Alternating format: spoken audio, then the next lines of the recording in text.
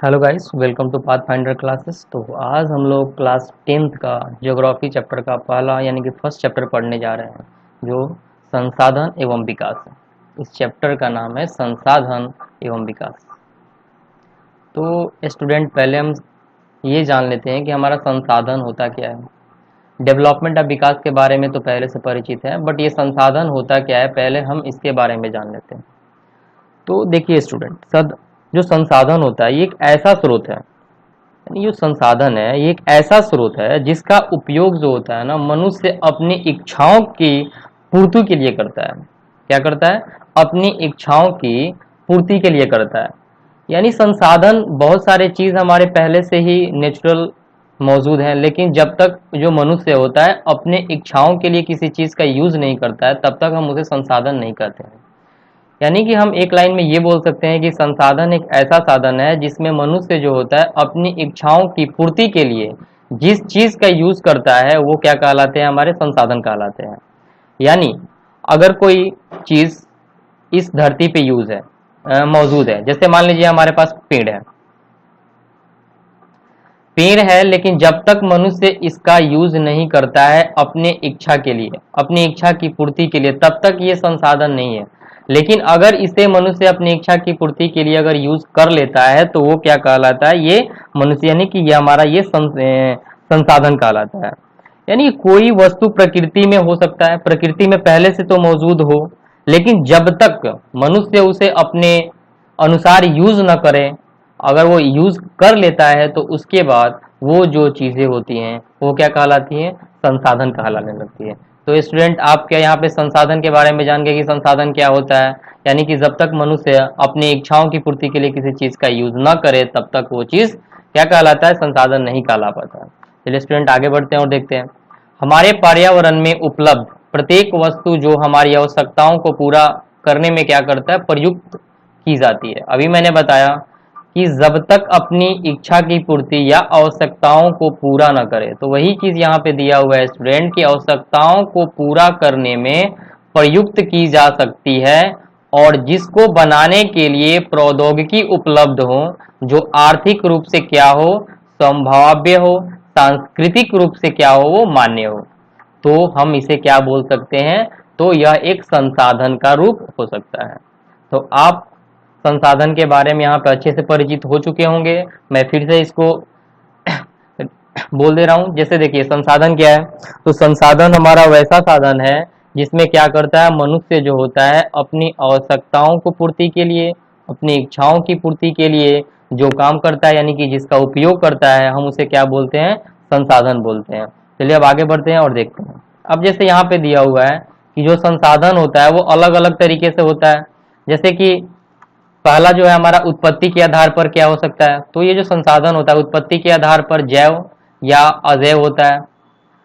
जो दूसरा दिया हुआ है, तो ये जो संसाधन है वो अलग अलग तरीके से हम इसका यूज कर सकते हैं। तो जैसे क में दिया हुआ है कि उत्पत्ति के आधार पर आखिर ये क्या होता है? तो उत्पत्ति के आधार पर हम इसे जैव और अजैव बोलते हैं। ओके। अब ख में जो दिया हुआ है कि साम्यता के आधार पर, अब इसे साम्यता के आधार पर हम क्या बोलते हैं? नवीकरण योग्य और अनवीकरण योग्य। अब आप स्टूडेंट समझिएगा कि नवीकरण क्या होता है। तो नवीकरण हम उसे कहते हैं कि जब ऐसा चीज या ऐसा वस्तु जब मनुष्य क्या करे, उसको फिर से बना सके, यानी कि वो चीज यानी वो सामान हमें फिर से मिल सके, मनुष्य उसे अपने अनुसार फिर से बना सके, तब हम उसे नवीकरण कहते हैं। यानी कि वो हमें क्या हो? फिर से प्राप्त हो सके। जो ग दे रहा है यहाँ पे कि स्वामित्व के आधार पर, तो स्वामित्व के आधार पर क्या होता है? व्यक्तिगत, जिसे हम प्राइवेट सेक्टर बोलते हैं, सामुदायिक, राष्ट्रीय और अंतरराष्ट्रीय। और घ दे रहा है कि विकास के स्तर पर ये जो संसाधन होता है वह कैसे होता है। तो विकास के स्तर पर संसाधन जो है संभावी, विकसित, भंडार, संचित कोष। यानी विकास के आधार पर ये हमारे जो चार रूप दिए गए हैं कि संभावी, विकसित, भंडार और संचित कोष के अकॉर्डिंग ये हमारे संसाधन की पूर्ति होती है। तो अब स्टूडेंट हम आगे देखते हैं और यहाँ देखते हैं कि संसाधन कितने प्रकार के होते हैं। अब देख सकते हैं यहाँ पे कि संसाधन जो है वो दो प्रकार के दिख रहे हैं। कौन कौन से हैं? तो ये जो संसाधन है हमारे प्राकृतिक संसाधन, और दूसरा है हमारा मानवीय संसाधन। तो आप जैसे यहाँ पे दिया हुआ है प्राकृतिक और वर्ड दिया है मानवीय, तो जो प्राकृतिक वर्ड है ये तो आप जानते हैं कि नेचुरल होता है। क्या होता है स्टूडेंट? नेचुरल। और ये जो होता है मानवीय, ये हमारा है मैन मेड। मैन मेड यानी कि जो मनुष्यों के द्वारा क्या किया गया हो, बनाया गया हो। तो जो प्राकृतिक होता है, अब ये प्राकृतिक जो है ये दो टर्म में ब्रेक हो जाता है। अब ये कौन कौन सा टर्म है? नवीकरण योग्य और अनवीकरण योग्य। आप अभी पढ़े थे यहाँ पे कि सामर्थ्य के आधार पर हम इसे कितने दो प्रकार में बांटते हैं। कौन कौन सा है? नवीकरण योग्य और अनवीकरण योग्य। तो वही चीज यहाँ पे स्टूडेंट दिया हुआ है कि प्रकृति के आधार पर नवीकरण योग्य और अनवीकरण योग्य में हम क्या करते हैं? संसाधन को डिस्ट्रीब्यूट करते हैं, यानी कि बांटते हैं। मानवीय जो संसाधन होता है उसका भी दो फॉर्म होता है, और वो कौन कौन से हैं? तो देखिए यहाँ पे संरचनाएं एवं संस्थाएं, मात्रा एवं गुणवत्ता, ये दो जो है ये मानवीय संसाधन के रूप हैं। अब जैसे ही आप नवीकरण योग्य को ब्रेक करिएगा तो नवीकरण योग्य भी क्या होता है कि दो टर्म में ब्रेक हो जाता है। ये क्या होता है? सतत अथवा प्रवाह। अब ये जो सतत अथवा प्रवाह है ये किसका फॉर्म है? अब जैसे कि पवन हो गया, जल हो गया, ये सब ये होते हैं। अब इसी में आता है हमारा दूसरा जैव। अभी आपने पढ़ा था कि उत्पत्ति के आधार पर हम संसाधन को दो तरीके से स्टडी करते हैं, और वो है हमारा जैव और अजैव। तो यही चीज यहाँ पे जो दिया हुआ है प्रकृति के आधार पर, ये होता है जैव। ओके, अब हम देख सकते हैं कि जैव में क्या है हमारा? प्राकृतिक वनस्पति, यानी कि जो हमारे वन है, पौधे हैं, ये जो फॉरेस्ट होता है, ये सब प्राकृतिक वनस्पति में आ जाएगा। वन्य जीव, जो वन में जो जंगल में हमारे जानवर रहते हैं, वो क्या हो जाएंगे? ये जैव में आ जाएंगे। जैव का मतलब ही होता है बायोटिक। अब देख सकते हैं कि जो अनवीकरण योग्य पार्ट है हमारा प्राकृतिक संसाधन का, उसे भी हम अनवीकरण योग्य को हम क्या करेंगे? दो टर्म में यहाँ पे डिस्ट्रीब्यूट कर रहे हैं, और वो कौन कौन सा है? पुनः चक्रीय, जैसे कि धातु हो गया। अचक्रीय, जिसे हम बदल नहीं सकते, हमारा क्या हो गया? जीवाश्म हो गया, जीवाश्म ईंधन। तो ये थे हमारे संसाधन के वर्गीकरण, यानी कि हम यहाँ पे इस चार्ट में हम क्या किए हैं? संसाधन का वर्गीकरण किए हैं। और हमारा संसाधन कितने वर्गीकरण में है? तो ये जो संसाधन है वो दो पार्ट में है, प्राकृतिक संसाधन, मानवीय संसाधन। आपने पढ़ा प्राकृतिक संसाधन भी दो टर्म में आप ब्रेक हो गया, नवीकरण योग्य, अनवीकरण योग्य। मैंने अभी बताया कि नवीकरण योग्य क्या होता है, जस्ट उसका अपोजिट हमारा अनवीकरण योग्य होगा। मानवीय जो संसाधन होता है इसे भी हम दो टर्म में डिस्ट्रीब्यूट कर दिए, संरचनात्मक एवं संस्थाएं और मात्रा एवं गुणवत्ता के आधार पर। अब हम आते हैं यहाँ पे नवीकरण योग्य को भी हमने दो टर्म में इसको डिस्ट्रीब्यूट किया, सतत अथवा प्रवाह में और जैव में। तो सतत अथवा जो प्रवाह आपने पढ़ा, प्रवाह से ही आप समझ सकते हैं कि ये हमारी किसकी बातें हो रही है? यहाँ पे पवन की बातें हो रही है, जल की बातें हो रही है। और जैव में जो होता है वो प्राकृतिक वनस्पति और वन्य जीव में इसे हम डिस्ट्रीब्यूट करते हैं। और अनवीकरण योग्य को मैंने आपको बता ही दिया। चलिए स्टूडेंट आगे बढ़ते हैं और देखते हैं। अब हम यहाँ पे देखेंगे क्या कि जो संसाधन है, संसाधन के कौन कौन से प्रकार हैं। तो अभी मैंने ऊपर ही आपको बताया था कि उत्पत्ति के आधार पर, चलिए फिर एक बार प्रीवियस स्लाइड को देखते हैं। आप यहाँ पे देख सकते हैं उत्पत्ति के आधार पर कितने टर्म में था संसाधन? जैव, अजैव टर्म में था। साम्यता के आधार पर हमारा था नवीकरण योग्य और अनवीकरण योग्य। अब हम इन्हीं बातों को क्या करेंगे? अलग अलग ब्रेक करके यानी कि तोड़ के हम पढ़ेंगे। तो चलिए हम पहले पढ़ते हैं उत्पत्ति के आधार पर ये जो जैव और अजैव होते हैं संसाधन, ये किस प्रकार के संसाधन हैं। तो चलिए देखते हैं। तो जैसे कि दिया हुआ है यहाँ पे स्टूडेंट की संसाधनों के प्रकार, तो जो पहला संसाधन का प्रकार है उत्पत्ति के आधार पर, वो कौन सा है? जैव संसाधन। और दूसरा कौन सा है? अजैव संसाधन। अब ये जैव संसाधन क्या होता है? तो इन संसाधनों में क्या होता है? प्रति जीव मंडल से होती है, यानी कि ये जो होता है ना, ये सब जीव मंडल से होता है। और ये जीव मंडल आप समझ सकते हैं कि जिसमें क्या हो? मनुष्य हो, वनस्पति जात हो, यानी कि पेड़ पौधे तो हमारे जीव मंडल में ही आते हैं। प्राणी जात जिसमें प्राण यानी कि हमारे जानवर हो गए। मत्स्य जीवन यानी कि जो हमारे मछली में जितने भी हमारे पार्ट्स होते हैं वो सब हमारे मत्स्य जीवन में आते हैं। पशुधन, आप समझ सकते हैं पशुधन। ये जो चीजें आप यहाँ पे एग्जाम्पल के तौर पे आपके दिए गए हैं, ये सब हमारे जैव संसाधन में आते हैं। और जैव संसाधन का मतलब ही हो गया कि इन संसाधनों की प्राप्ति जो होती है जीव मंडल से होती है। तो देख सकते हैं स्टूडेंट कि जैव जो होता है इसको इंग्लिश में हम लोग क्या बोलते हैं, बायोटिक बोलते हैं, यानी कि जिसमें जीवन हो। तो इस यानी कि जैव संसाधन में हमारा मनुष्य आ गया, वनस्पति जात आएगा, प्राणी जात आएगा, मत्स्य जीवन और पशुधन, ये इत्यादि हमारे जैव संसाधन के अंतर्गत आते हैं। चलिए अब स्टूडेंट हम देखते हैं यहाँ पे अजैव संसाधन क्या होता है। तो जस्ट अपोजिट हमारा जैव का अजैव हो जाएगा। तो इसमें क्या होगा स्टूडेंट, वे सारे संसाधन जो निर्जीव वस्तुओं से बने हैं। और जैव संसाधन में क्या होगा, वे संसाधन जो हमारे सजीव वस्तुओं से बने हुए हैं। और सजीव वस्तु का मतलब आप समझ सकते हैं कि जिसमें क्या हो, ब्रेथ करने की शक्ति हो, वो चल सके, दौड़ सके, खा सके, सांस ले सके, वो सब क्या होते हैं, वो सब के सब जैव संसाधन में आते हैं। तो हमारा जो ये वनस्पति जात आपने पढ़ा है जैव संसाधन में, तो ये पेड़ पौधों से रिलेटेड होता है वनस्पति जात। तो आप जानते हैं कि हमारे जो पेड़ पौधे होते हैं वो क्या करते हैं, ब्रीथ करते हैं, यानी कि सांस लेते हैं, वो बढ़ते भी हैं, ग्रोथ भी करते हैं। तो ये सब हमारे क्या होते हैं, जैव संसाधन में आते हैं। जो दूसरा टर्म है हमारा अजैव संसाधन, इसमें क्या होता है कि वे सारे संसाधन आते हैं इसमें जो निर्जीव वस्तुओं से बने हैं। अब निर्जीव वस्तुओं से क्या क्या बने हैं, चट्टाने बनी हैं, धातुएं बने हैं, ये सब के सब हमारे किस संसाधन के अंतर्गत आते हैं स्टूडेंट, ये सब के सब हमारे अजैव संसाधन के अंतर्गत आते हैं। तो हमने अभी संसाधन का पहला टर्म पढ़ा, संसाधन के प्रकार में उत्पत्ति के आधार पर जो दो टर्म थे हमारे, जैव संसाधन और अजैव संसाधन, अभी हमने इन्हीं दोनों टर्म को पढ़ा। चलिए स्टूडेंट अब आगे बढ़ते हैं और देखते हैं अगले टर्म को। तो जो दूसरा टर्म है वो दिया हुआ है साम्यता के आधार पर। अभी साम्यता के आधार पर आप ऊपर ही मैंने आपको बताया था प्रीवियस स्लाइड में कि ये जो होता है ये भी दो प्रकार के होते हैं, नवीकरण योग्य संसाधन और अनवीकरण योग्य संसाधन होता है। तो चलिए स्टूडेंट अब देखते हैं यहाँ पे कि नवीकरण योग्य संसाधन क्या होता है और अनवीकरण योग्य संसाधन क्या होते हैं।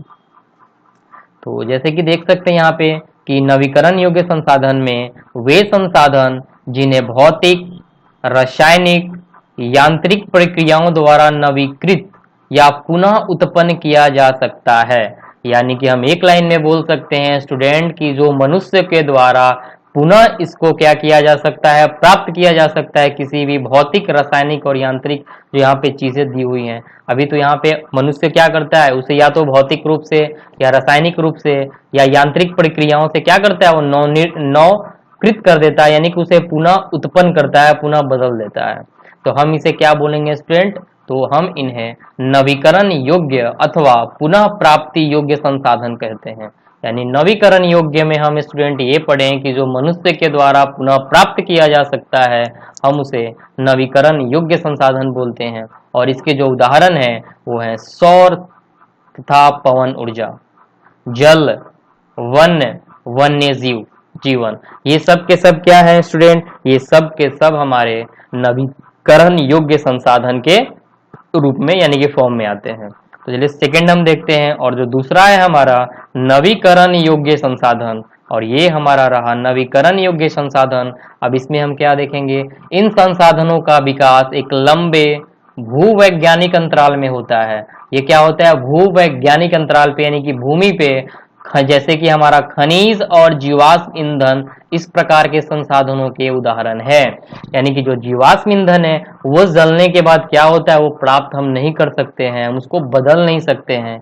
लेकिन जो भी चीज जो धरती पे है प्राकृतिक रूप में है और मनुष्य उसको पुनः प्राप्त कर लेता है, तब हम उन्हें क्या बोलते हैं, नवीकरण योग्य बोलते हैं। लेकिन वही मनुष्य जो होता है अगर किसी भी चीज को पुनः प्राप्त नहीं कर पाता है, उसे हम अनवीकरण योग्य संसाधन कहते हैं। जैसे कि स्टूडेंट यहाँ पे देख सकते हैं कि जो हमारा अनवीकरण योग्य संसाधन है ये भूवैज्ञानिक अंतराल में होता है। और ये हमारा भूवैज्ञानिक अंतराल का मतलब समझ सकते हैं कि प्राकृतिक होता है, इसमें मनुष्य की कोई छेड़खानी यहाँ पे नहीं होती है। और जो कि हमारा उदाहरण के तौर पे जो वर्ड्स होते हैं, हमारे जो एग्जाम्पल्स है यहाँ पे उदाहरण है खनिज और जीवाश्म ईंधन, ये क्या है, ये अनवीकरण योग्य के संसाधन है।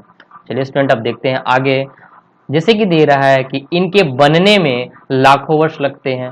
अनवीकरण योग्य जो होता है संसाधन ना, ये बनने में लाखों वर्ष लगता है, लेकिन नवीकरण योग्य संसाधन जो होता है वो मनुष्य के द्वारा बहुत ही कम समय में बनाया जाता है। तो जो हमारा, जैसे कि अगर ये नवीकरण योग्य आ गया तो इससे थोड़ा हम एग्जाम्पल आपको ये बता दे रहे हैं कि जो जीवाश्म ईंधन होता है ये कैसे बनता है। तो लाखों या हजारों वर्षों तक जब कोई या एनिमल हो या कोई पेड़ पौधे हो किसी पहाड़ से क्या हो जाए, दब जाए, जब ये दब जाते हैं किसी भी चीज से तो ये क्या होता है, इनका रूपांतरण होना स्टार्ट होता है और ये धीरे धीरे हजारों और लाखों वर्षों बाद क्या होता है, इनकी बदल यानी कि ये बदल कर जीवाश्म ईंधन में बदल जाते हैं। जीवाश्म का मतलब ही होता है जीव और ईंधन का मतलब आप समझ सकते हैं। तो जीवाश्म ईंधन जो होता है इनको बनने में लाखों हजारों वर्ष का समय लगता है। तो ये हमारे अनवीकरण योग्य संसाधन होते हैं। जैसे कि स्टूडेंट, इनमें से कुछ संसाधन जैसे धातु हैं पुनः चक्रीय होते हैं। अभी मैंने आपको चार्ट में पढ़ाया था कि पुनः चक्रीय अचक्रीय के बारे में। तो ऐसे अनवीकरण योग्य संसाधन में धातु हैं जो इनको हम पुनः चक्रीय कर सकते हैं, बदल सकते हैं किसी दूसरे के फॉर्म में। और कुछ संसाधन जैसे जीवाश्म ईंधन अचक्रीय है। धातु क्यों चक्रीय है स्टूडेंट? क्योंकि आपको पता है कि जो धातु होते हैं उनको क्या करते हैं, हम दूसरे फॉर्म में चेंज कर सकते हैं, यानी कि इनका चक्रीय होता है, बदलते रहते हैं। लेकिन जो हमारे जीवाश्म ईंधन है ये अचक्रीय है, इनकी बदलाव नहीं हो पाती है और एक बार के प्रयोग के साथ ही खत्म हो जाते हैं। ये दोनों एक साथ खत्म हो जाते हैं, लेकिन हमारा जो धातुएं होते हैं वो सब चक्रीय हमारे होते हैं और जो जीवाश्म ईंधन होता है वो अचक्रीय होता है। चलिए स्टूडेंट अब आगे बढ़ते हैं। और तीसरा हमारा जो टर्म आता है स्वामित्व के आधार पर, तो स्वामित्व के आधार पर हमने भी डिस्ट्रीब्यूट किया था। तो कौन कौन से फॉर्म थे स्टूडेंट? व्यक्तिगत संसाधन पहला था, उसके बाद हम लोग पढ़ेंगे विकास संसाधन। तो पहले हम देखते हैं व्यक्तिगत संसाधन क्या होता है। तो वैसा संसाधन या संसाधन निजी व्यक्तियों के स्वामित्व में ही होता है। व्यक्तिगत का मतलब समझ सकते हैं प्राइवेट, यानी इंडिविजुअल, अकेला। तो व्यक्तिगत संसाधन में क्या होता है स्टूडेंट? वर्ड में ही सब है। व्यक्तिगत का मतलब होता है इंडिविजुअल, खुद से। तो वही संसाधन निजी व्यक्तियों के स्वामित्व में ही होते हैं। यानी ये जो हमारा व्यक्तिगत संसाधन है स्टूडेंट, ये संसाधन निजी व्यक्तियों के स्वामित्व में ही होते हैं। बहुत से जो किसानों के पास सरकार द्वारा आवंटित भूमि होती है जिसके बदले वे सरकार को लगान चुकाते हैं, वो क्या करते हैं, सरकारों को क्या देते हैं, वो लगान चुकाते हैं। और गांव में बहुत से लोग जो होते हैं भूमि के स्वामी, जिसको हम क्या बोलते हैं, जमींदार बोलते हैं, लैंड ऑनर बोलते हैं, उन्हीं को हम बोलते हैं स्वामी। यानी कि जो भूमि के स्वामी होते हैं गांवों में, और बहुत से लोग क्या होते हैं, भूमिहीन होते हैं। तो ये जो चीज दिया हुआ है हमारा स्टूडेंट व्यक्तिगत संसाधन, इस पे क्या होता है, सिर्फ एक इंसान का हक होता है, एक आदमी का हक होता है। वही चीज जो व्यक्तिगत संसाधन है वो क्या करता है, निजी व्यक्तियों से रिलेटेड होता है। जैसे कि हम अगर जमीन लैंडलॉर्ड की बात करें, तो अगर ये लैंडलॉर्ड क्या करता है, किसानों क्या करता है, लगान के तौर पे खेती करवाता है, लेकिन वो जो जमीन है वो उस पे किसका हक है, सिर्फ एक इंसान का हक है, उस लैंडलॉर्ड का हक है। तो वही चीज यहाँ पे जो दिया हुआ है ये भी सब भी संसाधन है। आप देख सकते हैं यहाँ पे कि जो भी चीजें अभी हम देख रहे हैं वो सब के सब क्या किए जा रहे हैं, मनुष्यों के द्वारा अपनी इच्छा के अनुसार वो अपना यूज कर रहे हैं। तो यहाँ पे भी किसान जो हैं वो क्या करते हैं, अपनी इच्छा के अनुसार उस भूमि का यूज करते हैं, अपनी खेती करते हैं। तो वही चीज यहाँ पे दिया हुआ है कि व्यक्तिगत संसाधन में ये जो संसाधन है ये निजी व्यक्तियों के स्वामित्व पर क्या करता है, निर्भर करता है। यानी व्यक्तिगत संसाधन में सिर्फ एक ही व्यक्ति जो होता है वो मालिक होता है। अब जैसे यहाँ पे हम देख सकते हैं कि घरों और अन्य जो जायदाद होते हैं वो मालिक होते हैं। शहरों में जो लोग हैं, भूखंड है, घर हैं, उनके भी क्या होते हैं, एक मालिक होते हैं। बाग हो गया, चारागाह हो गया, तालाब, कुआं का जल आदि संसाधन जो है ये निजी स्वामित्व के कुछ उदाहरण है। अगर क्वेश्चन आ जाए कि निम्नलिखित में से कौन से निजी स्वामित्व के क्या है उदाहरण है, तो आप इतने सारे उदाहरण को याद कर सकते हैं। बाग हो गया जिसे हम फॉरेस्ट देते हैं, छोटे छोटे जो बगीचे होते हैं उनको बाग बोलते हैं। चारागाह, चारागाह क्या होता है स्टूडेंट, जहाँ पे हमारे जो मवेशी होते हैं वो जहाँ चरने जाते हैं उसको चारागाह बोलते हैं, जहाँ पे घास होते हैं। तालाब के बारे में आप जानते ही हैं, कुआं का जल, ये सब क्या है, ये निजी स्वामित्व है। यहाँ पे निजी लोग क्या करते हैं, प्राइवेट सेक्टर है यहाँ पे ये।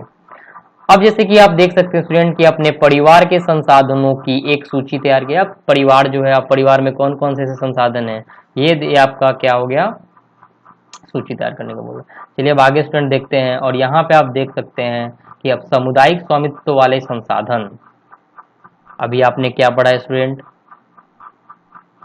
तो स्टूडेंट अब हम देखेंगे सेकंड पार्ट इसका, कि सामुदायिक स्वामित्व वाले संसाधन। आप यहाँ पे एक वर्ड को नजर देख सकते हैं, यहाँ पे एक नजर सामुदायिक। सामुदायिक का मतलब आप समझ सकते हैं, यहाँ पे समुदाय की बात की जा रही है, यानी कि प्राइवेट सेक्टर नहीं, यहाँ पे एक से अधिक लोगों का क्या होगा, ग्रुप होगा। तो अब हम इसमें देखते हैं कि ये जो सामुदायिक स्वामित्व वाले संसाधन हैं, ये संसाधन समुदायों के सभी सदस्यों को उपलब्ध होते हैं। जो भी समुदाय हैं उसके जितने भी सदस्य होते हैं उनको क्या होता है, ये सामुदायिक स्वामित्व वाले संसाधन उपलब्ध होते हैं। जैसे कि गांव की शामिलात भूमि, जैसे कि चारण भूमि, शमशान भूमि, तालाब इत्यादि, ये सब क्या है, ये हमारे निजी में भी आते हैं। लेकिन जो शमशान भूमि है, चारण भूमि है, ये सब के सब क्या है, ये सब हमारे सामुदायिक स्वामित्व वाले भूमि है। यहाँ पे एक समुदाय, अब शमशान जो होता है इसमें कोई एक निजी पर्सन का तो हक नहीं होता है, यहाँ पे क्या होता है, हर एक इंसान का एक समुदाय का हक होता है। और तालाब इत्यादि ये सब के सब क्या है, एक सामुदायिक स्वामित्व वाले संसाधन के अंतर्गत आते हैं।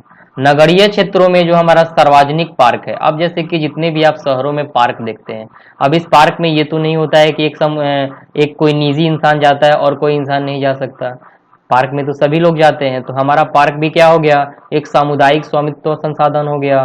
पिकनिक पे भी, पिकनिक जो स्थल होता है वहां पे ये नहीं कि एक ही पिकनिक एक ही लोग जाता है, वहां पे एक ही निजी लोग जाते हैं, वहां पे तो हर एक इंसान जा सकता है पिकनिक स्थल पे।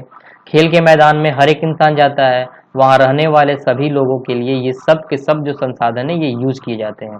तो अगर ये क्वेश्चन आ जाए कि आप सामुदायिक संसाधन वाले कुछ उदाहरण दीजिए, तो आप क्या दे सकते हैं, चारण भूमि आ जाएगा, शमशान भूमि हो जाएगा, तालाब, ये सब के सब हमारे हो जाएंगे। अगर नगरीय क्षेत्रों में अगर हम ले लें तो हमारा सार्वजनिक पार्क, पिकनिक स्थल, खेल का मैदान, और वहां रहने वाले सभी लोगों के लिए ये क्या होते हैं, ये सब के सब हमारे जो सामुदायिक स्वामित्व संसाधन है ये यूज हो सकते हैं।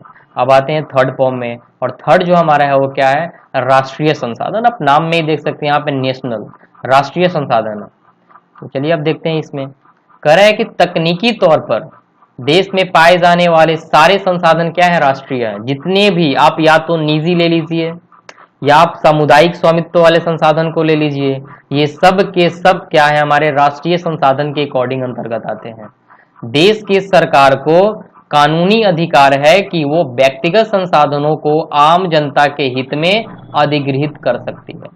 वो क्या कर सकती है, व्यक्तिगत जितने भी संसाधन हैं वो आम जनता के हित में अधिग्रहित कर सकते हैं। और आपने देखा होगा कि जो सड़कें हैं, नहरें हैं, रेलवे लाइन है, ये क्या है, व्यक्तिगत स्वामित्व वाले खेतों में बनी हुई है। यानी यहाँ पे बहुत सारे पहले खेती थी, व्यक्तिगत का मतलब प्राइवेट, यहाँ पे निजी एक इंसान का। तो अभी भी आप देखते हैं कि कहीं देहात एरिया में क्या होता है कि अभी भी हमारा ओवरब्रिज बन रहा है या हाईवे बनाने के लिए क्या हो रहा है, अगर कोई व्यक्तिगत इंसान का, व्यक्तिगत पर्सन का वहां पे जमीन अगर उस लाइन में पड़ रहा है, तो सरकारें क्या कर रही है, उसको मुआवजा दे रही है, और वो क्या कर रही है, राष्ट्रीय संसाधन के फॉर्म में उसका यूज कर रही है। तो वही चीज यहाँ पे स्टूडेंट दिया गया है कि जो सड़कें हैं, नहरें हैं, रेलवे लाइन है, ये व्यक्तिगत स्वामित्व वाले खेतों में बनी हुई है। और शहरी विकास प्राधिकरणों को सरकार ने भूमि अधिग्रहण का अधिकार दिया हुआ है। क्या किया हुआ है, यहाँ पे भूमि अधिग्रहण का अधिकार दिया हुआ है। जितने भी खनिज पदार्थ हैं, जल संसाधन है, आप देखते हैं माइनिंग जो एरिया होता है, माइनिंग एरिया का मतलब जहाँ पे खनन होता है, वहां पे खनिज जो पदार्थ होते हैं, जल संसाधन, वन, वन्य जीवन, राजनीतिक सीमाओं के अंदर सारी भूमि, और 12 समुद्री मील, क्या होता है, 12 समुद्री मील। आप यहाँ पे एक बात देखिए, 22.2 किलोमीटर। आप यहाँ पे ये सब एक अमाउंट है, ये क्या है, ये एक ऐसा चीज है, अगर मान के चलिए भारत है हमारा, तो भारत के पूरे चारों तरफ जो समुद्री एरिया है, या वो समुद्री एरिया भारत की अंडर में 12 समुद्री मील तक वो क्या आएगा, भारत के अंडर में आता है। और उसके बाद हमारा इंटरनेशनल बाउंड्री आ जाता है। अब जैसे कि हमारा इंडियन ओशियन है, अरेबियन ओशियन है, हमारा इधर क्या नाम है, बंगाल की खाड़ी है। तो इसमें हमारी जो भारत की भाग हो गया, यानी कि भारत की जो हिस्सेदारी होगी वो क्या होगी, 12 समुद्री मील, जिसे हम लोग 22.2 किलोमीटर कहते हैं, तक महासागरीय क्षेत्र एवं इसमें पाए जाने वाले संसाधन क्या होते हैं, राष्ट्र की संपदा होती है। स्टूडेंट यहाँ पे आप ध्यान से एक बात को सुनने की कोशिश करिएगा, समझने की, कि ये जो दिया हुआ है ना कि 12 समुद्री मील और 22.2 किलोमीटर, ये चीज क्या है, हमारा भारत जो है ये अपना जो संसाधन है ना, जो 22.2, कहीं कहीं 22.5 देता है, लेकिन आप लोगों को यहाँ पे ये हमारा एनसीईआरटी बुक है, इसमें जो चीज देता है वो ऑथेंटिक यानी कि ये सही देता है। तो जो हमारा 22.2 किलोमीटर है भारत के लैंडफॉर्म से समुद्री एरिया में, ये हमारे जितने भी एरिया इसमें आएंगे ये भारत के संसाधन, यानी कि संसाधन का राष्ट्र की संपदा, इसमें जितने भी हमारे संसाधन होगी ये सब भारत के एरिया में होंगे। अब हम पढ़ते हैं अंतरराष्ट्रीय। अभी आपने पढ़ा था राष्ट्रीय संसाधन, तो आप राष्ट्रीय संसाधन के बारे में स्टूडेंट आप अच्छे से परिचित हो चुके होंगे। तो चलिए अब हम बढ़ते हैं अंतरराष्ट्रीय संसाधन के तरफ, और हम देखते हैं यहाँ पे कि अंतरराष्ट्रीय संसाधन क्या होता है। तो जैसे कि दिया हुआ है स्टूडेंट कि कुछ अंतरराष्ट्रीय संस्थाएं संसाधनों को नियंत्रित करती है। क्या करती है अंतरराष्ट्रीय संस्थाएं, वो संसाधनों को नियंत्रित करती है, यानी कि उनको बांध के रखती है। अब यहाँ पे आप देख सकते हैं कि तट रेखा से 200 समुद्री मील की दूरी अपवर्जक आर्थिक क्षेत्र, जिसको हम लोग EWZ बोलते हैं, से पूरे खुले महासागरीय संसाधन पर किसी देश का अधिकार नहीं है। तट रेखा से 200 समुद्री मील की दूरी, अंतरराष्ट्रीय तट रेखा से 200 समुद्री मील की दूरी अपवार्जक आर्थिक क्षेत्र में आता है, और इसमें खुले महासागरीय संसाधन पर किसी देश का अधिकार नहीं होता है। यहाँ पे इंटरनेशनल संसाधन इसे बोलते हैं, और इन संसाधनों को अंतरराष्ट्रीय संस्थाओं की सहमति के बिना उपयोग नहीं किया जा सकता है। यानी कि अगर हमें इस क्षेत्र में जाना होगा तो हमें ऊपर से, यानी कि अंतरराष्ट्रीय लेवल संस्थाओं से हमें सहमति लेनी पड़ेगी। चलिए स्टूडेंट अब आगे बढ़ते हैं और देखते हैं अब क्या होगा यहाँ पे। तो विकास के स्तर के आधार पर, तो विकास के स्तर पे हमने क्या पढ़ा था स्टूडेंट, संभावी संसाधन। संभावी संसाधन के बारे में देखते हैं ये क्या होता है। ये वे संसाधन है जो किसी प्रदेश में विद्यमान होते हैं। क्या होते हैं, ये किसी प्रदेश में विद्यमान होते हैं परंतु इनका उपयोग नहीं किया गया है। ये किसी प्रदेश में तो है लेकिन इनका उपयोग आज तक नहीं किया गया है, तब हम उसे संभावी संसाधन बोलते हैं। अब बोलते हैं ना स्टूडेंट कि हाँ ये संभावना हो सकती है, बारिश होने की संभावना है, यानी कि हम अभी संभावना में है, डाउट में है 50-50% का, यानी अभी हुई नहीं है, होने वाली है। वही चीज है यहाँ पे वर्ड जो संभावी दे रहा है, यानी कि ये वैसे संसाधन है जो किसी प्रदेश में तो विद्यमान है लेकिन आज तक हम उसका उपयोग नहीं किए हुए हैं। जैसे कि उदाहरण के तौर पर भारत के पश्चिमी भाग, विशेषकर राजस्थान हो गया, गुजरात में पवन और सौर ऊर्जा संसाधनों का अपार संभावना है। यहाँ पे क्या है स्टूडेंट, यहाँ पे सौर ऊर्जा का क्या है, अपार संसाधन है। यहाँ पे बहुत ही ज्यादा वायु है, गुजरात में पवन ऊर्जा, लेकिन हमने इसका यूज आज तक यूटिलाइज नहीं किए हैं, परंतु इनका सही ढंग से विकास नहीं हुआ है। अगर हम चाहें तो पवन से हम यहाँ पे राजस्थान और गुजरात में हम ऊर्जा का संसाधन कर सकते हैं, लेकिन आज तक हमारे देश ने अभी तक इस पे ध्यान नहीं दिया हुआ है। चलिए स्टूडेंट अब पढ़ते हैं हम आगे और देखते हैं विकसित संसाधन क्या होता है। तो जो विकसित संसाधन है, तो विकसित संसाधन क्या है स्टूडेंट, वे संसाधन जिनका सर्वेक्षण किया जा चुका है। क्या किया जा चुका है, उनका सर्वेक्षण किया जा चुका है, पहले से हम उनका सर्वेक्षण कर चुके हैं, इस्तेमाल कर चुके हैं। आपने पढ़ा होगा कि हमारा जो देश है वो विकासशील देश है। चाइना हो गया, यूएसए हो गया, रसिया हो गया, ये सब कैसे देश हैं, डेवलप कंट्री है, और हमारा जो डेवलपिंग कंट्री है। हम विकसित कर रहे हैं और वो विकसित कर चुके हैं। ओके स्टूडेंट, तो वही चीज यहाँ पे दिया हुआ है कि वे संसाधन जिनका सर्वेक्षण किया जा चुका है और उनके उपयोग की गुणवत्ता और मात्रा निर्धारित की जा चुकी है। क्या की जा चुकी है? उनकी जो गुणवत्ता है, हम उनकी गुणवत्ता के अनुसार उनका यूज कर रहे हैं, क्योंकि हम पहले उनकी जांच पड़ताल कर चुके हैं, उनका सर्वेक्षण कर चुके हैं और उनके सही गुणवत्ता और सही मात्रा का निर्धारित के अनुसार हम उनका यूज कर सकते हैं, क्योंकि वो विकसित संसाधन है, पहले से हम उनके बारे में परिचित हो चुके हैं। विकसित संसाधन क्या कहलाते हैं? संसाधनों का जो विकास प्रौद्योगिकी उनकी संभाव्यता के स्तर पर निर्भर करता है। यानी कि ये जो दिया हुआ है कि वैसे संसाधन जिनका सर्वेक्षण किया जा चुका है, उनके उपयोग की गुणवत्ता और मात्रा निर्धारित की जा चुकी है, तब हम ऐसे संसाधन को विकसित संसाधन कहते हैं। चलिए स्टूडेंट आगे बढ़ते हैं और अब पढ़ते हैं नेक्स्ट पॉइंट। क्या दिया हुआ है? भंडार। भंडार का मतलब जानते हैं, क्या करना? इकट्ठा करना किसी भी चीज को। तो पर्यावरण में उपलब्ध वे पदार्थ जो मानव की आवश्यकताओं की पूर्ति कर सकते हैं। हर एक चीज है जो मानव की आवश्यकताओं की पूर्ति करता है, परंतु उपयुक्त प्रौद्योगिकी के अभाव में उसकी पहुंच से बाहर है। क्या है? उसकी पहुंच से बाहर है और भंडार में शामिल है।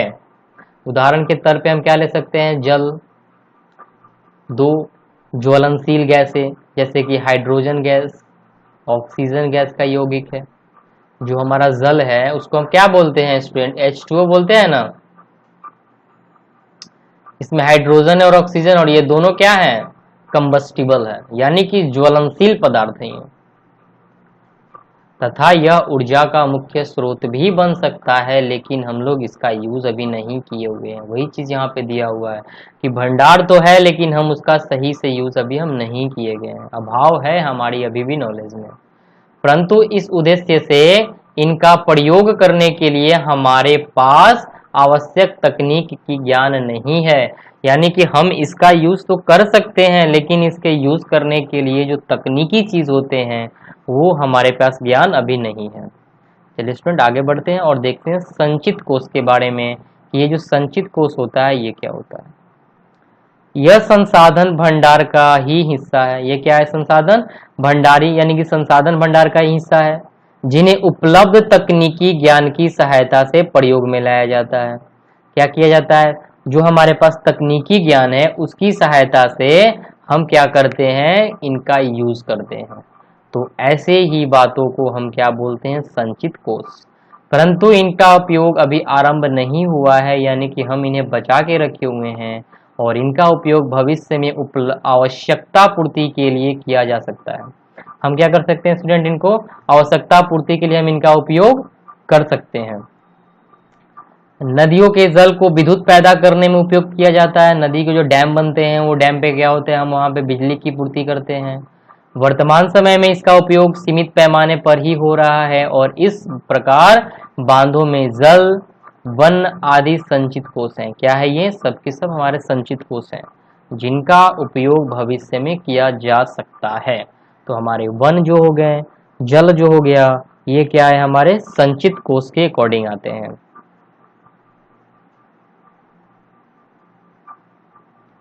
अब हम आगे देखते हैं और ये जैसे कि दिया हुआ है संसाधनों का विकास।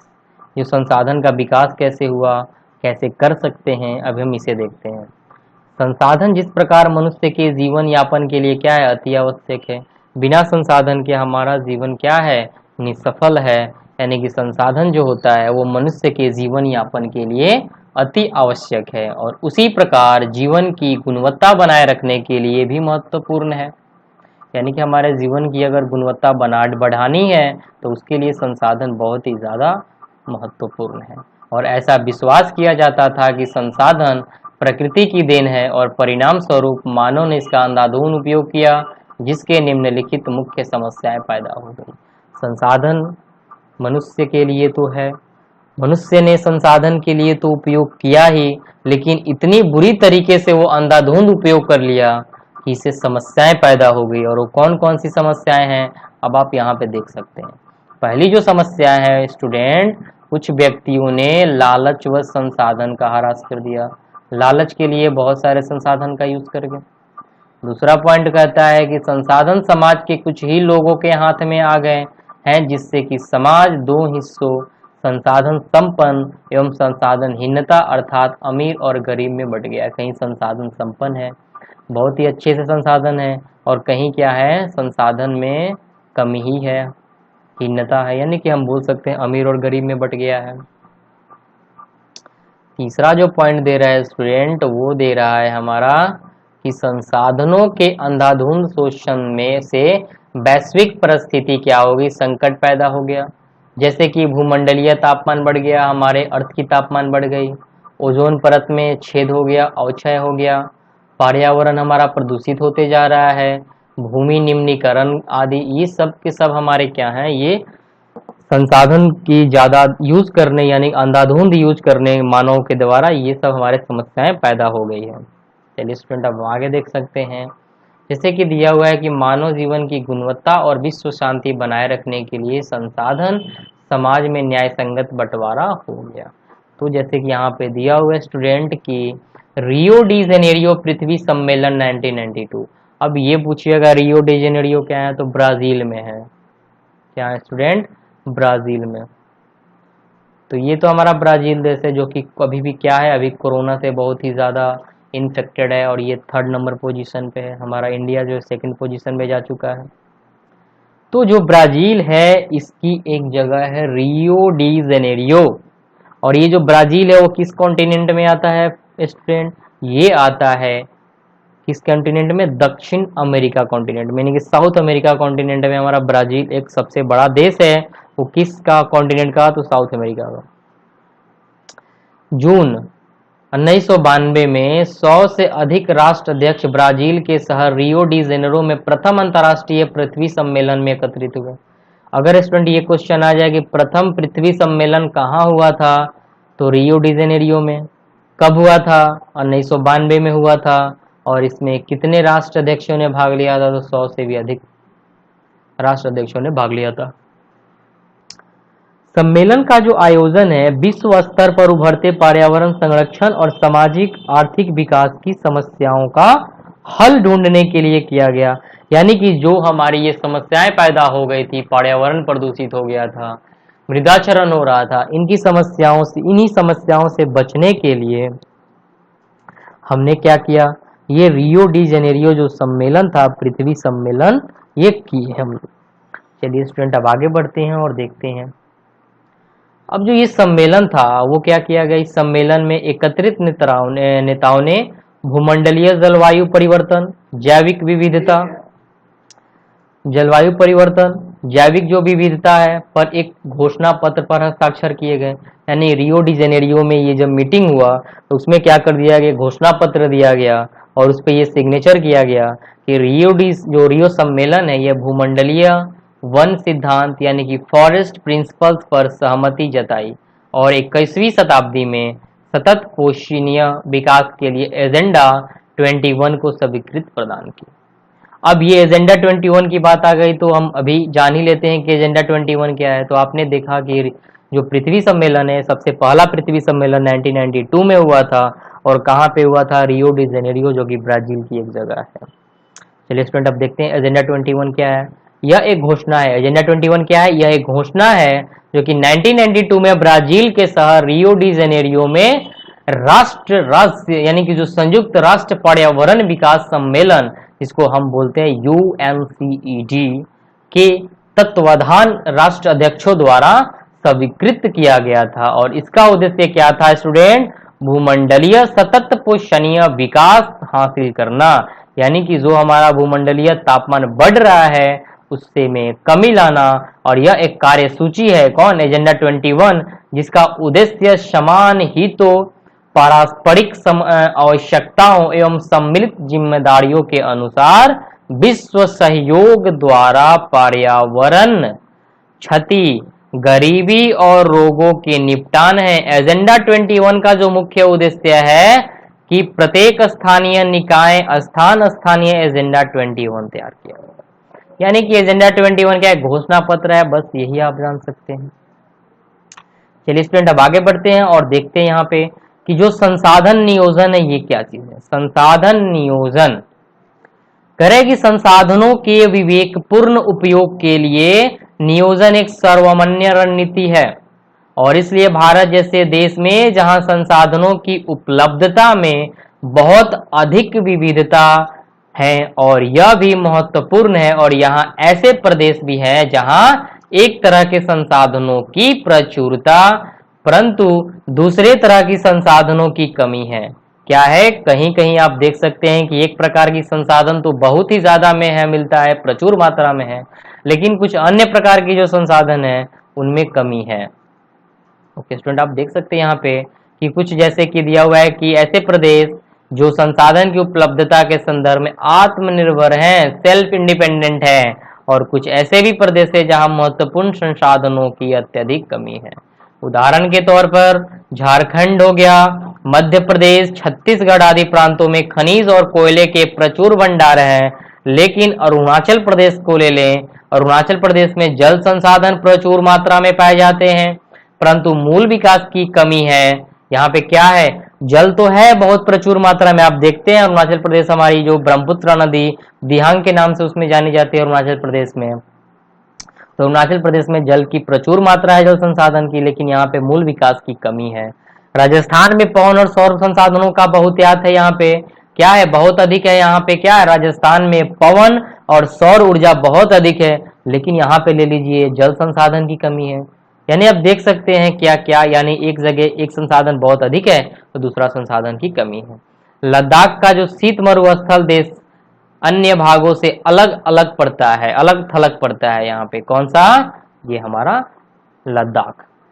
यह प्रदेश सांस्कृतिक विरासत का धनी है, कौन सा, हमारा लद्दाख, परंतु यहाँ जल आधारभूत अवसंरचना तथा कुछ महत्वपूर्ण खनिजों की कमी है। यहाँ पे क्या है, सांस्कृतिक विरासत बहुत अधिक है लद्दाख में, लेकिन यहाँ पे क्या है, आधारभूत अवसंरचनाओं की कमी है। इसलिए राष्ट्रीय, प्रांतीय, प्रादेशिक और स्थानीय स्तर पर संतुलित संसाधन नियोजन की आवश्यकता होती है। यानी कि क्यों हम यहाँ पे नियोजन करते हैं संसाधनों के बीच में संतुलित संसाधन नियोजन, क्योंकि आप देख सकते हैं कि एक ही राष्ट्र में यानी भारत देश में कहीं कुछ और संसाधन की प्रचुर मात्रा है तो वहाँ पे किसी और संसाधन की कमी हो जाती है। चलिए स्टूडेंट अब आगे बढ़ते हैं। जैसे कि स्टूडेंट आप देख सकते हैं यहाँ पे अब संसाधनों का जो संरक्षण है उसके बारे में पढ़ना है। अब ये जो संरक्षण, जो हमारे संसाधन इनको कैसे बचाया जाए, ये चीज़ यहाँ पे दिया हुआ है। संसाधन की किसी भी तरह के विकास में महत्वपूर्ण भूमिका निभाते हैं। संसाधन जो है हमारे इंडिया को, यानी किसी भी देश में अगर संसाधन प्रचुर मात्रा में है ना तो वहाँ पर डेवलपमेंट बहुत अधिक बढ़ती है, परंतु संसाधनों के विवेकहीन उपभोग और अति उपयोग के कारण कई सामाजिक, आर्थिक और पर्यावरणीय समस्याएं क्या होती हैं, पैदा हो जाती है। अगर हम उसका ज़्यादा यूज़ करना शुरू कर दें तो पर्यावरणीय जो समस्याएं हैं वो पैदा होने लगती है यहाँ पे, और इन समस्याओं से बचाव के लिए विभिन्न स्तरों पर संसाधनों का संरक्षण आवश्यक है। यानी इन्हीं समस्याओं से बचने के लिए हमें क्या करना चाहिए, इन संसाधनों को बचाना चाहिए, इनकी संरक्षण करनी चाहिए। भूतकाल से ही संसाधनों का जो संरक्षण है बहुत से नेताओं और चिंतकों के लिए चिंता का विषय बन रहा है। अब जैसे कि कुछ गांधी जी हमारे जो थे, वो गांधी जी ने कहा था कि हमारे पास हर व्यक्ति की आवश्यकता पूर्ति के लिए बहुत कुछ है, लेकिन किसी के लालच की संतुष्टि के लिए नहीं है। इच्छा की पूर्ति करो लेकिन लालच के लिए नहीं है, अर्थात हमारे पास पेट भरने के लिए बहुत है लेकिन पेटी भरने के लिए नहीं। ये किसने कहा था, गांधी जी ने कहा था। पेट भर लो लेकिन पेटी नहीं भरो। कुछ लोग जो है खाते तो हैं लेकिन भर भर के लेके घर भी जाते हैं। अब जैसे कि दिया हुआ स्टूडेंट के उनके अनुसार विश्व स्तर का संसाधन ह्रास के लिए लालची और स्वार्थी व्यक्ति तथा आधुनिक प्रौद्योगिकी के शोषणात्मक प्रवृत्ति जिम्मेदार है। चलिए स्टूडेंट अब आगे बढ़ते हैं और देखते हैं जल संसाधन के बारे में कि जल संसाधन होता क्या है। तो अभी हमने क्या पढ़ा था जल संसाधन के बारे में, तो अब हम देख सकते हैं यहाँ पे स्टूडेंट की जो हमारा ये दिया हुआ है, क्या दिया हुआ है स्टूडेंट, भू संसाधन। हमारी कर है कि हम भूमि पर रहते हैं और अनेक आर्थिक क्रियाकलाप करते हैं, खेती करते हैं, बहुत सारे बिजनेस करते हैं, विभिन्न रूपों का इसका उपयोग करते हैं भूमि को। भूमि एक महत्वपूर्ण क्या है, महत्वपूर्ण प्राकृतिक संसाधन। अभी आप पढ़ेंगे कि हमारे पास जो संसाधन होती है वो कितने प्रकार की होती है, प्राकृतिक संसाधन और मानवीय संसाधन।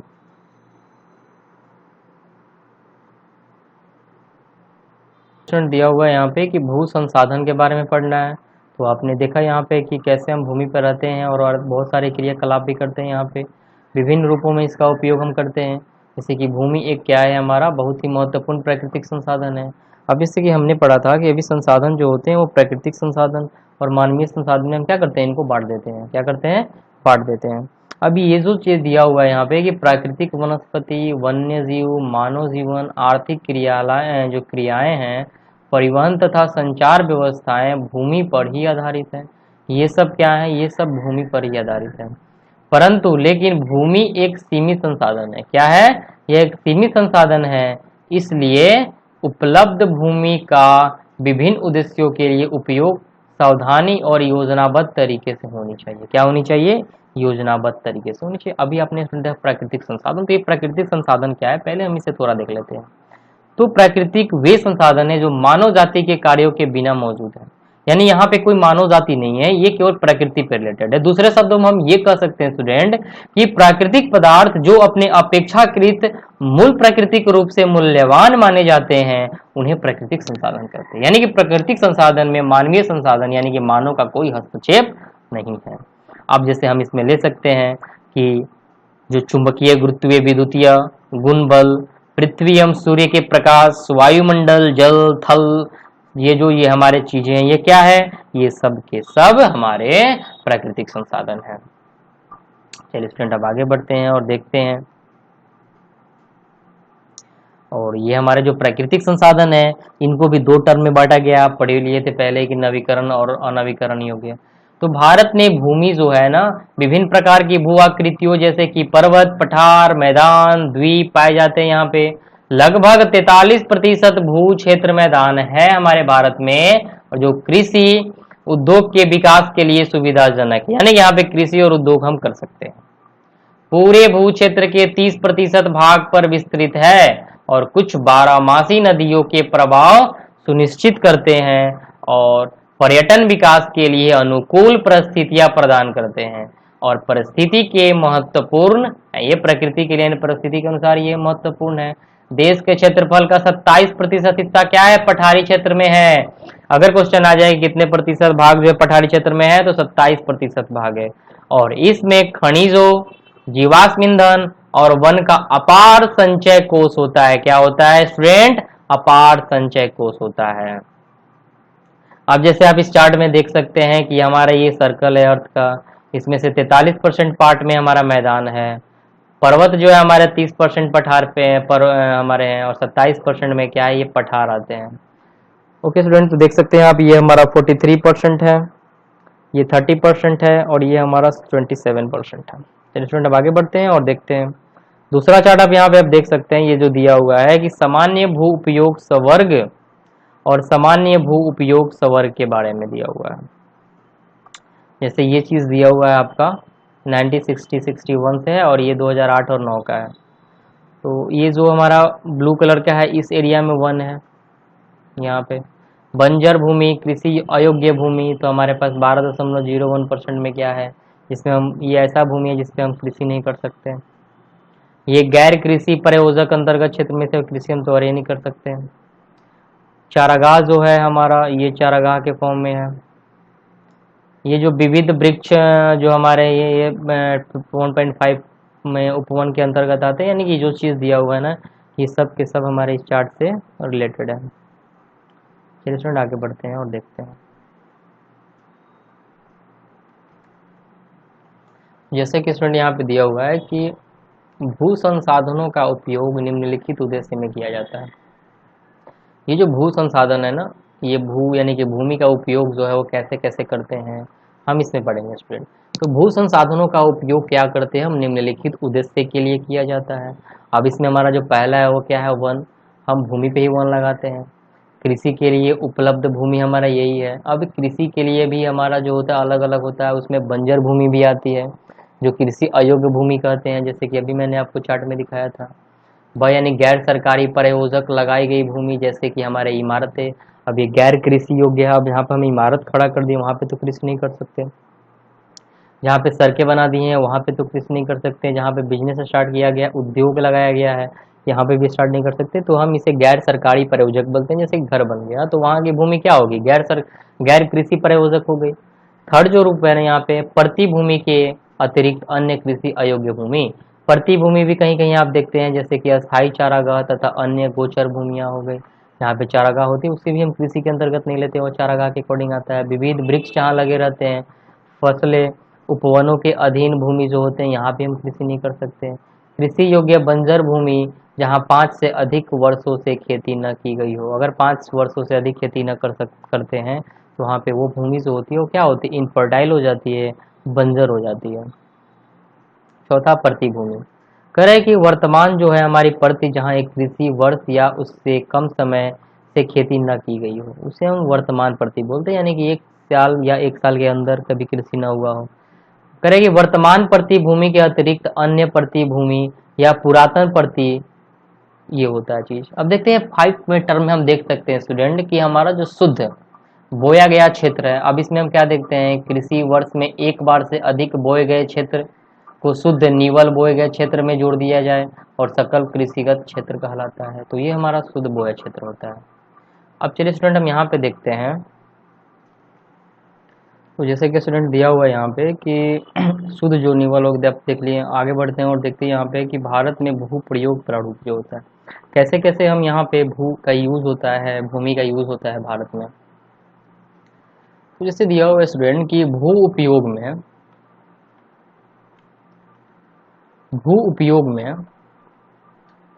उपयोग को निर्धारित करने वाले तत्वों में भौतिक कारक जैसे कि भूआकृति, जलवायु, मृदा के प्रकार तथा मानवीय कारक जैसे कि जनसंख्या घनत्व, प्रौद्योगिकी क्षमता, सांस्कृतिक परंपराएं इत्यादि शामिल है।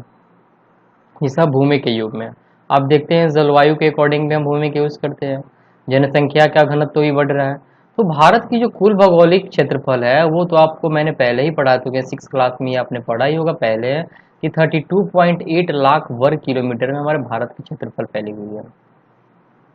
परंतु इसके 93% भाग में ही भू उपयोग आंकड़े के उपलब्ध है, यानी 93% भाग पर हम क्या कर सकते हैं, भूमि यूज कर सकते हैं, और सारी नदियां उदियां हैं।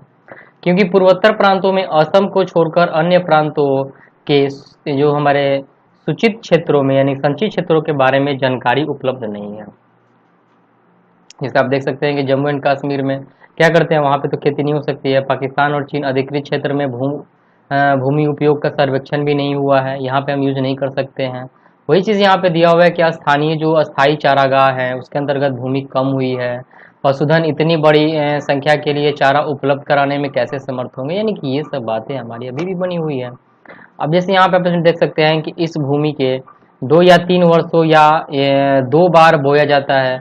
यदि इसे शुद्ध निवल बोए गए क्षेत्र में शामिल कर लिया जाता है, तब भी भारत के कुल सूचित क्षेत्र के लगभग 54% हिस्सों में खेती हो सकती है, यानी कि हम साल में 2 बार खेती करते हैं।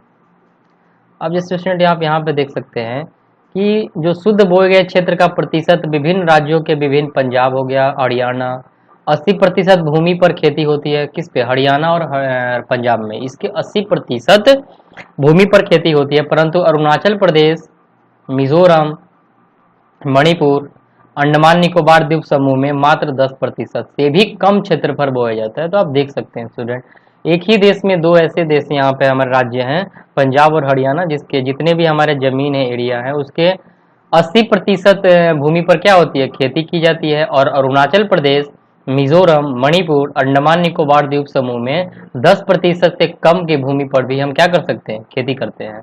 तो आप देख ही सकते हैं यहाँ पे समस्याएं कितनी है। अब जैसे स्टूडेंट दिया हुआ है कि हमारे देश में वन नीति 1952 द्वारा निर्धारित वनों के अंतर्गत 33% भौगोलिक क्षेत्र वांछित है। 33% क्या है, भौगोलिक क्षेत्र वांछित है। कब, 1952 के अकॉर्डिंग। लेकिन अब ये आंकड़ा जो है वो 22 से 23% के अकॉर्डिंग चला गया है, जिसकी तुलना वन के अंतर्गत क्षेत्र काफी कम है। ये क्या है, वन के अंतर्गत क्या है, ये क्षेत्र जो है बहुत ही काफी कम है, यानी जो वन होने चाहिए इससे भी अधिक होने चाहिए। वन नीति द्वारा निर्धारित यह सीमा पारिस्थितिकी संतुलन बनाए रखने के लिए आवश्यक है। अगर हमारे पास वन नहीं है तो हम पृथ्वी पे जो पारिस्थितिकी संतुलन है हम उसे नहीं बना पाएंगे, क्योंकि आपको पता होगा ऑक्सीजन और कार्बन डाइऑक्साइड जो होता है इनको बैलेंस रखने के लिए मनुष्य और वन का होना बहुत ही जरूरी है।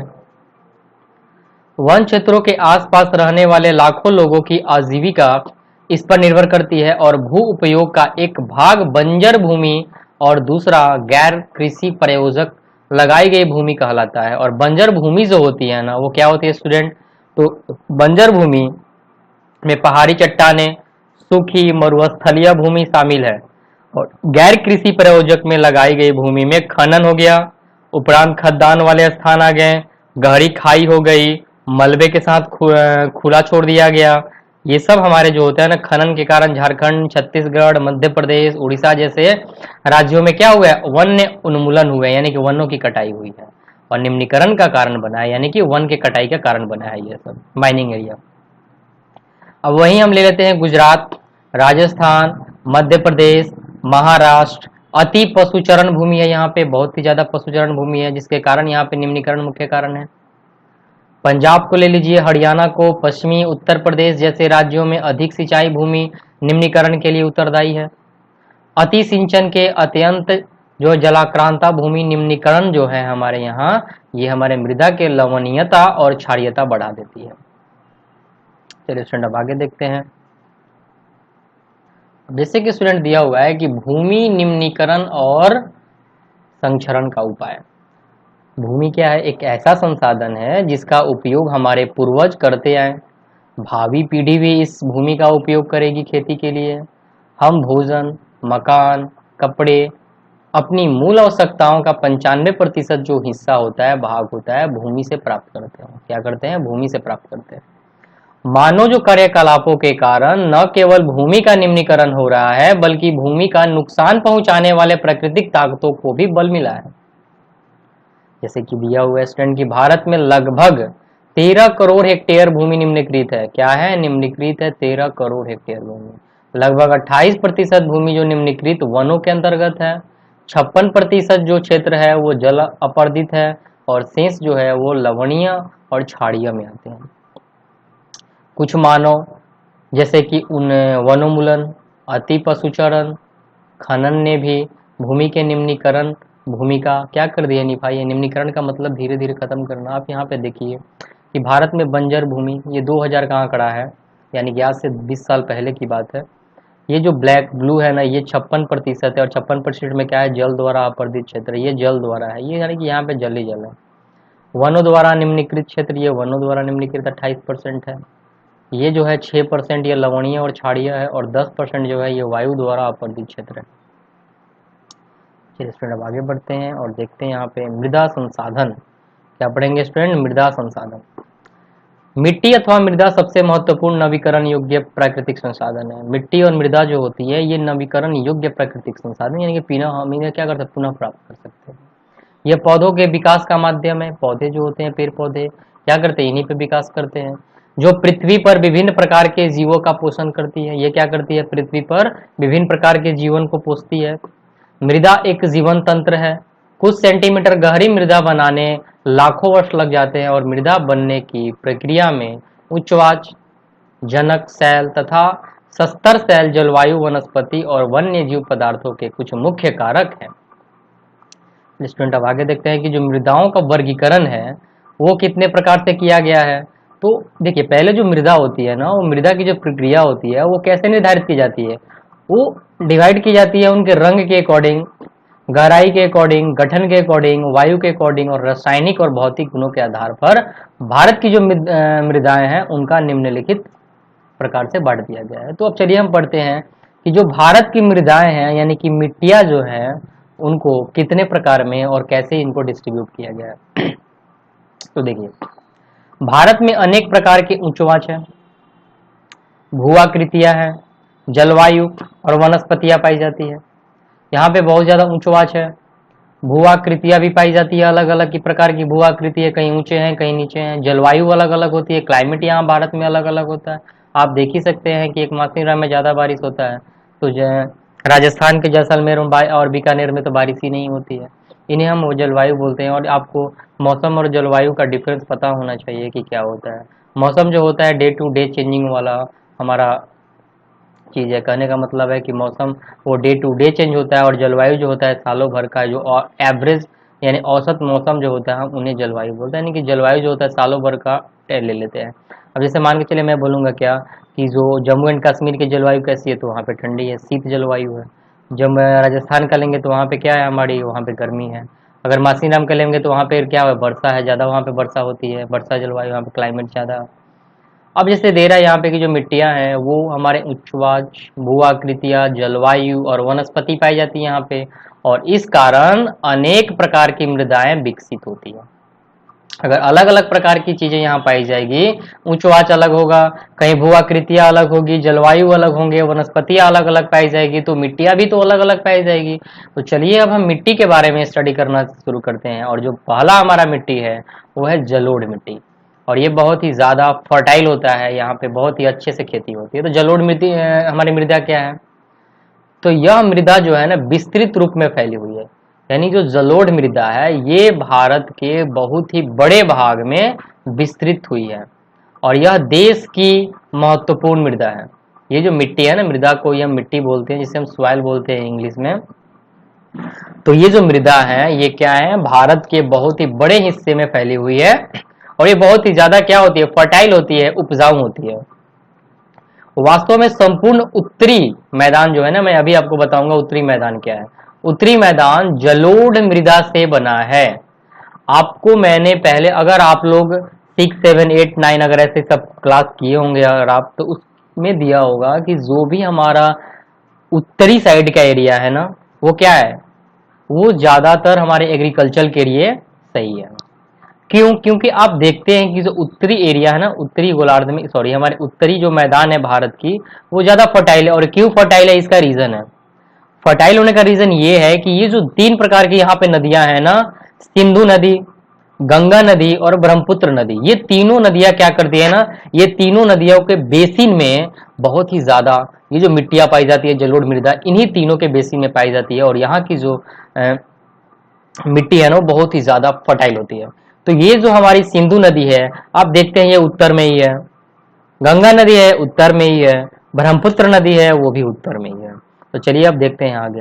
जो जलोढ़ मृदा है ना, यह मृदा हिमालय के 3 महत्वपूर्ण नदी तंत्र, वो कौन कौन सी तंत्र है, सिंधु नदी, गंगा नदी और ब्रह्मपुत्र नदियों द्वारा लाए गए तलछट, जो लाए गए तलछट होते हैं, तो जैसे कि यहाँ पे दिया हुआ था क्या कि जो लाए गए निक्षेप से बनी है, किन किन नदियों से, तो ये जो निक्षेप आते हैं वो किन किन नदियों से मिलकर बना हुआ है, तो हमारी सिंधु नदी है, गंगा नदी है, ब्रह्मपुत्र नदी है। इन्हीं नदियों के लाए गए निक्षेप से ये हमारे जलोढ़ मृदा का निर्माण होता है, और ये संकरे गलियारे के द्वारा ये मृदाएं राजस्थान गुजरात तक फैली हुई है। यानी कि संकीर्ण है, गली की तरह ये फैली हुई है ऐसे। पूर्वी तटीय मैदान विशेषकर जो महानदी गोदावरी, कृष्णा, कावेरी नदियों के डेल्टा भी जलोढ़ मृदा से बने हैं। यानी कि जो हमारे ये महानदी है, गोदावरी नदी है, कृष्णा नदी है, कावेरी नदियां है, इनकी ही डेल्टा पर भी क्या बनता है, जलोढ़ मृदा का निर्माण होता है। तो चलिए पहले हम थोड़ा पिक्चर को देख लेते हैं। ये आप यहाँ पे देख सकते हैं, ये हमारा भारत है, प्यारा भारत है। अब आप यहाँ पे देखिए ये तंत्र जो है, यह हमारा ग्रीन कलर का ये कैसा है, ये पर्वत और वनों से बना हुआ है। क्या है हमारा, ये पर्वत और वन। तो जहां जहां आपको ग्रीन दिखेगा ना ये सब पर्वत है। हिमालय एरिया तो यहाँ पे खेती नहीं होती, ये सब पर्वत एरिया है। क्या होता है ये सारे के सारे स्टूडेंट ये ना पर्वतीय एरिया होते हैं। और यहाँ पे देखिए अब सिक्किम भी जो है ये पर्वतीय एरिया है। यहाँ पे अरुणाचल प्रदेश का कुछ हिस्सा है जो है क्या, ये पर्वतीय एरिया प्राप्त होता है। ये भारत की पर्वतीय एरिया है जो कि हम क्या बोलते हैं, इन्हें ये कृषि योग्य भूमि नहीं होती है। अब चलिए हम स्टूडेंट आगे बढ़ते हैं, और इसी में उत्तराखंड भी आता है स्टूडेंट, यहाँ पे हिमाचल प्रदेश भी आता है। तो ये जो जलोढ़ मृदा है ना, तो जलोढ़ मृदा आप देख सकते हैं कि जलोढ़ मृदा जो है ये चीज है। तो अभी आपने पढ़ा सिंधु नदी, तो सिंधु नदी क्या होती है, इसी आसपास में अपना निक्षेप डालती है। यहाँ पे गंगा नदी का निक्षेप यहीं से आता है, ये अमरकंटक से निकलती है, और ये गंगा नदी का निक्षेप ऐसे आता है, और ये जब बांग्लादेश में इन करती है तो बांग्लादेश में जाते ही जो इसका नाम पड़ता है वो क्या आता है, बांग्लादेश में ये पद्मा के नाम से इन करती है। ओके, तो ये जो गंगा नदी है, सिंधु नदी, गंगा नदी और यहाँ पे आती है ब्रह्मपुत्र। मैंने आपको पहले ही बताया था कि यहाँ से ब्रह्मपुत्र नदी तिब्बत से निकलती है और सांगपो के नाम से चलती हुई अरुणाचल प्रदेश के ऐसे इन करती है, ऐसे यहाँ पे सर्कुलर पार्ट बनाती है और यहाँ पे इन करके बारालाचा दर्रा से क्या करती है, यहाँ पे इन करती है और यहाँ पे दिहांग के नाम से इन करती हुई ये असम में इन करती है और असम में इसका नाम ब्रह्मपुत्र नाम पड़ता है। और ब्रह्मपुत्र के ये जो नदियां है, ब्रह्मपुत्र अपने बेसिन में, ये जहाँ पे देख सकते हैं ये आपकी जलोढ़ मृदा है, ये सब के सब जलोढ़ मृदा, यहाँ पे भी जलोढ़ मृदा है क्योंकि यहाँ पे गंगा नदी का डेल्टा बनता है, इसलिए यहाँ पे जलोढ़, कृष्णा नदी है, कावेरी नदी है, ये सब भी तो इधर ही आती है। तो आप देख सकते हैं। और आपने अभी पढ़ा था कि राजस्थान और गुजरात में ये संकीर्ण बनाता है, कौन, जलोढ़ मृदा। तो आप देखिए यहाँ पे संकीर्ण बनाते हुए क्या गुजरात में भी फैला हुआ है जलोढ़ मृदा। ये सब जितने भी ब्लू कलर से ये थोड़ा सा हल्के दिए हुए जलोढ़ मृदा है। आप यहाँ पे भी देख सकते हैं, ये भी जो एरिया है ना, यहाँ पे भी कुछ नदियां है, गोदावरी नदी कुछ इधर से आती है, ये सब जलोढ़ मृदा का, यानी कि ये हमारे बहुत ही ज्यादा फर्टाइल एरिया है। तो इस पिक्चर से आप देख सकते हैं कि जलोढ़ मृदा जो है वो कहाँ कहाँ तक फैली हुई है। ओके, चलिए स्टूडेंट अब आगे देखते हैं। ये जो लाल कलर से दिया हुआ है ना कि लाल मिट्टी है, क्या है, झारखंड में भी लाल मिट्टी पाई जाती है, ये सब लाल मृदा है। ये काली मिट्टी है, कौन सी, ये जो दिया हुआ है ना, ये महाराष्ट्र में, मध्य प्रदेश में ये जो चीज दी हुई है काली मिट्टी के अंतर्गत आती है। अब क्यों काली मिट्टी है, मैंने पढ़ाया था कि पर्वतीय एरिया में काली मिट्टी हो ही जाएगी। यहाँ पे क्या होते हैं, बहुत ही ज्यादा पठार पाए जाते हैं, प्लेटिव पाए जाते हैं, दक्कन का पठार, ये सब क्या होता है, यहीं पे तो पाए जाते हैं ना। तो ये सब क्या है, काली मिट्टी के अंतर्गत आते हैं। लेटराइट मिट्टी, अब ये सब हमारे क्या है, लेटराइट मिट्टी, जहाँ चाय की खेती अच्छी होती है, ये सब हमारे लेटराइट मिट्टी के अंतर्गत। देखिए यहाँ पे लेटराइट मिट्टी है, यहाँ पे लेटराइट है, यहाँ भी लेटराइट मिट्टी है, बांग्लादेश पूरी यहाँ पे लेटराइट दिख रही है। तो ये सब के सब हमारे लेटराइट मिट्टी के अकॉर्डिंग आता है। शुष्क, शुष्क का मतलब क्या होता है, बहुत ही ज्यादा गर्म। तो ये गर्म किधर आएगा भाई, ये तो राजस्थान को छोड़ के कहीं आ नहीं सकता है। तो चलिए देखिए यहाँ पे स्टूडेंट, ये आएगा राजस्थान में आपकी शुष्क मृदा है। तो अभी आपने क्या पढ़ा, मिट्टी के बारे में पढ़ा कि जलोढ़ मृदा की कहां से कहां फैली हुई है। चलिए स्टूडेंट आगे बढ़ते हैं और देखते हैं। जो जलोढ़ मृदा में क्या होता है कि रेत, सिल्ट और मृत्तिका में विभिन्न अनुपात पाए जाते हैं। जैसे हम नदी के मुहाने से घाटों में क्या करते हैं, ऊपर की ओर जाते हैं, मृदा के कणों का आकार बढ़ता है, आकार बढ़ता चला जाता है इनके कणों का, मृदा का। और नदी घाटी के ऊपरी भागों में जैसे कि ढाल, भंग के समीप मोटे कण वाली मृदाएं पाई जाती है। ये मोटे मोटे कण पाई जाती है। आप देखिए यहाँ पे जलोढ़ मृदा है, ये काली मिट्टी है, देखते हैं किसे फट जा रही है, इसको पानी की बहुत ही ज्यादा जरूरत होती है, इसलिए हम बोलते हैं कि महाराष्ट्र में सूखा ज्यादातर आते रहता है। करेगी ऐसी मृदाएं पर्वत की तलहटी पर बने मैदानों द्वारा चो क्षेत्र और तराई में आमतौर पर पाई जाती है। कहाँ पाई जाती है स्टूडेंट, चो क्षेत्र और तराई में। कणों के आकार या घटकों के अलावा मृदाओं की पहचान उनकी वायु से की जाती है। क्या की जाती है, कणों के आकार और घटकों के अलावा मृदाओं की जो पहचान है उनकी वायु से भी होती है। वायु के आधार पर जलोढ़ मृदा को हम दो प्रकार में बांटते हैं। वायु के आधार पर हम क्या करते हैं, मृदा को, जलोढ़ मृदा को हम दो प्रकार यानी कि दो टर्म में डिवाइड करते हैं। वो टर्म है हमारा पुराना जलोढ़, जिसे हम बांगर बोलते हैं। क्या बोलते हैं स्टूडेंट, बांगर। नया जलोढ़ जिसे हम लोग क्या बोलते हैं, खादर। तो जलोढ़ मृदा को हमने क्या किया कि दो प्रकार में डिस्ट्रीब्यूट किया, पुराना जलोढ़ और नया जलोढ़। पुराने जलोढ़ को हम बांगर बोलते हैं और नए जलोढ़ को हम खादर कहते हैं। अब आप स्टूडेंट यहाँ पे देख सकते हैं कि बांगर मृदा जो होती है, जिसके हम पुराना जलोढ़ बोलते हैं, में कंकर ग्रंथियों की मात्रा ज्यादा होती है और खादर मृदा में बांगर मृदा की तुलना में ज्यादा महीन कण पाए जाते हैं। खादर मृदा में क्या होता है, बांगर मृदा के ज्यादा महीन कण पाए जाते हैं। जलोढ़ जो मृदाएं हैं बहुत उपजाऊ होती है, मैंने आपको पहले ही बताया था। और अधिकतर जलोढ़ मृदाएं जो होती है इनमें पोटास, फास्फोरस, चूनायुक्त होती हैं, जिसमें इनको गन्ने, चावल की खेती, गेहूं की खेती, अन्य अनाजों तथा दलहन फसलों की खेती के लिए उपयुक्त बनाती है। अधिक उपजाऊपन के कारण जलोढ़ मृदा वाले क्षेत्रों में गहन कृषि की जाती है। अगर क्वेश्चन आ जाए कि गहन कृषि किस मृदा पे की जाती है, तो जलोढ़ मृदा पे की जाती है। और यहाँ जनसंख्या घनत्व भी अधिक है। क्या है, जनसंख्या घनत्व भी यहाँ पे अधिक है और सूखे क्षेत्रों की मृदाएं अधिक क्षारीय होती है। क्या होती है? सूखे क्षेत्रों की जो मृदाएं हैं वो लवणीय यानी क्षारीय अधिक होती है।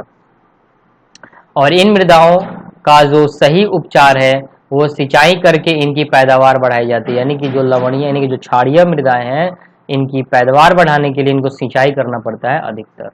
अब चलिए हम स्टूडेंट देखते हैं काली मृदा के बारे में कि काली मृदा है क्या। अब हम पढ़ेंगे स्टूडेंट काली मृदा के बारे में। जैसे दे रहा है कि इन मृदाओं का रंग काला होता है। क्यों काला होता है? इन्हें रेगर, याद करिएगा, इन्हें रेगुर या रेगर भी बोलते हैं।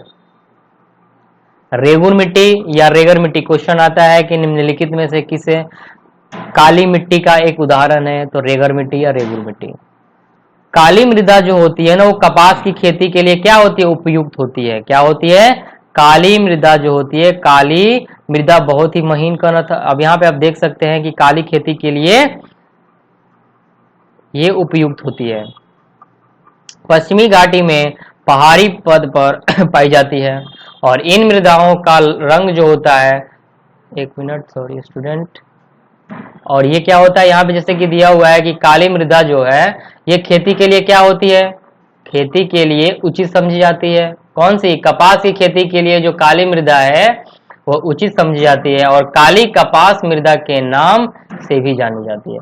काली मृदा को हम क्या बोलते हैं? अन्य नाम है हमारी काली कपास मृदा। काली कपास मृदा के नाम से हम इसे जानते हैं। और यह माना जाता है कि जलवायु और जनक शैलों ने काली मृदा के बनने में महत्वपूर्ण योगदान दिया है। कौन? जलवायु और जनशैल। मृदाएं जो हैं वो दक्कन पठार, मैंने अभी बताया था आपको, जो बेसाल्ट क्षेत्र के उत्तरी पश्चिमी भागों में पाई जाती है और लावा जनक शैलों में भारत के उत्तरी पश्चिमी भारत में पाई जाती है। और जैसे कि ये मृदाएं कहाँ होती है? काली मृदा महाराष्ट्र में पाई जाती है, सौराष्ट्र में पाई जाती है, मालवा, मध्य प्रदेश, छत्तीसगढ़ के पठार पर पाई जाती है और दक्षिण पूर्वी दिशा में गोदावरी और कृष्णा नदियों की घाटियों तक फैली हुई है। अभी आपने पिक्चर यहाँ पे देखा ही था, ये काली कृष्णा नदी इसी में होती है, नर्मदा ताप्ती इसी में बहती है। तो ये देख रहे हैं कि अब काली मृदा कहाँ से कहाँ तक फैली हुई है। चलिए स्टूडेंट आगे बढ़ते हैं, देखते हैं। काली मृदा जो होती है बहुत महीन कणों अर्थात मृतिका से बनी होती है। ये क्या होती है? बहुत ही ज्यादा महीन होती है और इसकी नमी धारण करने की क्षमता बहुत होती है, यानी कि इसमें पानी की आवश्यकता बहुत ही ज्यादा होती है।